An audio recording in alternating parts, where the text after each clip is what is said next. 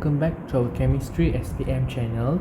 So untuk hari ini saya nak teruskan untuk merekod bahagian kedua, which would be bahagian terakhir lah for me to teach pasal nombor pengoksidaan dan cara kira nombor pengoksidaan. Because after this I will be focusing untuk menjelaskan tentang pengoksidaan dan penurunan based on this contoh and also buat aktiviti 1D lah. Okay, so kenapa saya nak buat video bahagian 2 ni? Sebab before this saya dah ajarkan macam mana nak kira, but it's okay, saya bagi lagi contoh tambahan supaya you are lagi clear, and I akan tunjuk macam mana I guna semua peraturan ini. But let's say kalau you tak pandai nak mengguna peraturan-peraturan ini, the rules ini, you boleh buat metod pengiraan yang you tahu, still kita terima juga. Okay, so kita start dengan nombor 15, Na2SO4. So Na2, so letak 2 dulu. Kenapa? Sebab Na ada 2. Nombor pengoksidaan dia adalah positif 1 tambah dengan sulfur X, saya nak kira oksigen 4 darab negatif 2. Kenapa 4? Sebab oksigen ada 4. Okay, sama dengan kosong. Dan ini tambah 2 tambah X tolak 8 sama dengan kosong. So X sama dengan kosong tolak 2 tambah 8. So tekan your calculator lah now. So kalau you tekan your calculator, you akan dapat the correct answer. So the final answer is positif 6. So ini adalah jawapan lengkap dia lah. Okay, and then AG. Okay, so AG ni macam mana? Okay, AG ni you nampak dia bukan satu sebatian sebab dia datang sebagai satu unsur sahaja, hanya ada satu huruf besar sahaja. So dia menggunakan rules nombor 1 atau nombor 2. Tapi kalau rules nombor 2 dia kena ada cas ke atas, tapi ni tak ada cas. So dia guna rules nombor 1 lah, and atas tak ada apa-apa. So kiranya nombor pengoksidaan dia adalah kosong. Okay, nombor 17, HCl. Okay, saya nak kira Cl punya. You tahu normally Cl I kata negatif 1 kan, kalau unsur kumpulan 17. Sebab Cl kan unsur kumpulan 17 kan. Tetapi kita kira jugalah kan. Okay, hidrogen. Apa nombor pengoksidaan hidrogen? Positif 1. So positif 1 tambah X sama dengan kosong. X sama dengan kosong tolak 1. Dan finally X adalah negatif 1. Jap, ya ke negatif 1? Ya, betul, negatif 1 lah. So betul lah. Saya dah membuktikan rules ini betul. Sebab nombor pengoksidaan bagi unsur kumpulan 17 dalam sebatian biasanya negatif 1. So betul, Cl unsur kumpulan 17. So negatif 1 tepat jawapan. Dan kita pergi kepada nombor 18. So nombor 18 menggunakan rules apa? Saya nak kira Cr kan. So Cr adalah X tambah oksigen ada 4 darab negatif 2. Kenapa? Sebab nombor pengoksidaan bagi oksigen adalah negatif 2. Sama dengan berapa? Ni seperti biasalah. Ni applies this rule. Tengok top dia ada negatif 2. So negatif 2. Dan X tolak 8 sama dengan negatif 2. Dan kita akan dapat negatif 2 tambah 8. In the end kita akan dapat positif 6. So ini adalah jawapan akhir dia, positif 6. Okay, settle. Dan kita pergi kepada nombor 19. Saya nak kira nombor pengoksidaan bagi sulfur. So X tambah dengan 3 darab negatif 2. Sama dengan berapa? Tengok top dia kosong. Kosong lah. Dan X tolak 6 sama dengan kosong. Dan X adalah positif 6. Okay, so you dapatlah buat dia punya nombor pengoksidaan. So kalau you perasan, nombor pengoksidaan sulfur adalah positif 6 dan positif 6. So nombor pengoksidaan sulfur normally adalah positif 6. Okay, then Fe2SO4. So di sini konsep saya nak kira Fe kan. Okay, yang ini kalau calon yang bijak kan, tahu tak dia akan kata apa? Oh, nombor pengoksidaan Fe ni 3+. Tapi macam mana? I beritahu sekejap lagi. Sekarang I tunjuk cara pengiraan. So Fe 2X tambah, okay, 3 ni belongs to this whole thing kan, S O.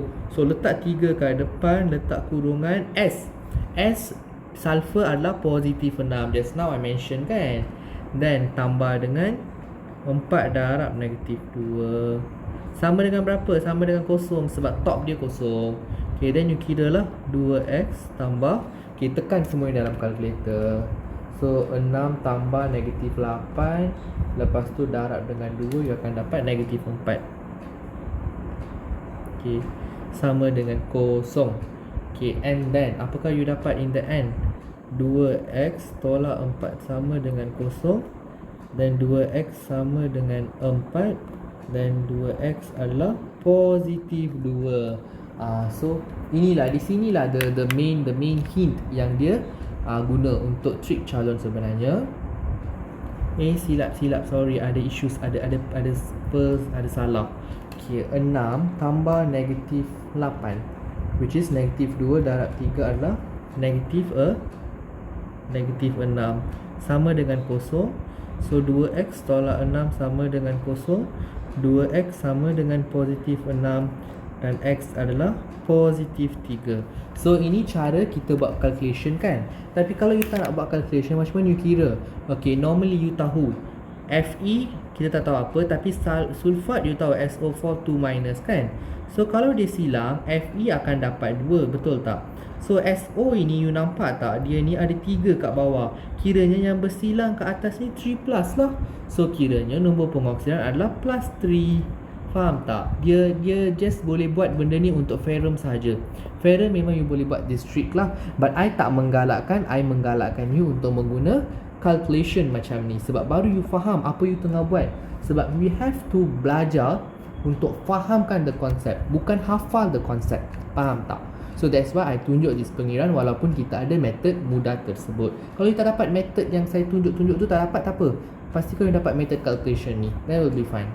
Okay, then n saya nak kira. So n adalah x tambah dengan 4 plus 1, dan charge dia adalah tambah 1, dan x plus 4 sama dengan plus 1, dan x adalah negatif 3. Adakah betul jawapan saya? So, apa yang kita boleh rumuskan kat sini adalah nombor pengoksidaan bagi nitrogen dalam ion amonium negatif 3. So, kiranya ada nombor pengoksidaan negatif ke cikgu selain daripada oksigen? Ya, ada awak. Memang ada kumpulan 17 pun mostly negatif, and nitrogen pun negatif 3. Tu nombor pengoksidaan dia. Okay, and then hydrogen sulfida. So, macam mana nak kira? Okay, hydrogen 2 and positif 1 lah. Okay, then tambah dengan S, saya tak tahu, X sama dengan kosong. So tambah 2 tambah X sama dengan kosong, dan X adalah negatif 2. So inilah jawapan akhir dia. So ini menunjukkan bahawa nombor pengoksidaan bagi sulfur dalam H2S sama dengan negatif 3. Negatif 2. Okey, cukuplah you menunjukkan takat ini. Okey, so kita masuk kepada soalan nombor 23 pula. Okey, I guna warna apa ya? Tak apalah, I guna this one. Okey, which is saya ada K2CrO4, and saya nak cari untuk Cr kan. Okey, so kalium adalah unsur kumpulan 1. So 2 plus 1 tambah X tambah 4 darab negatif 2 sama dengan kosong.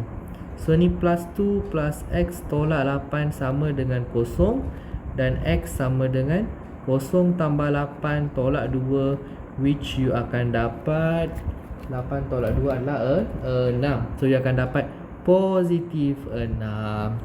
So pastikan tanda positif ini ada. Tapi you can ask me, cikgu, adakah nombor kromium ini, nombor pengoksidan kromium ini adalah sentiasa 6?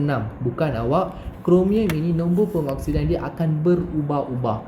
Okay, so normally dia tak akan simply minta, dia tak akan bagi in a formula kromium and tanpa bagi tahu dia punya nombor pengoksidan. Faham tak?